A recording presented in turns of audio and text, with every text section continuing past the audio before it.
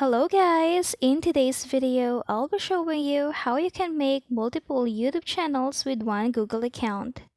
To start, open your Google browser and then search for youtube.com.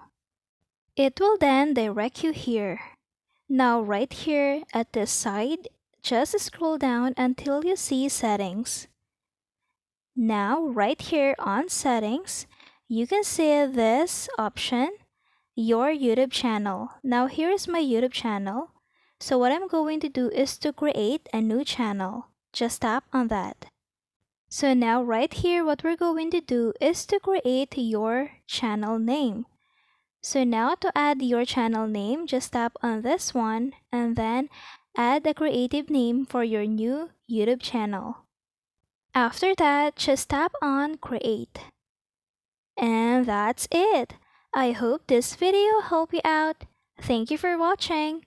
Don't forget to like and subscribe.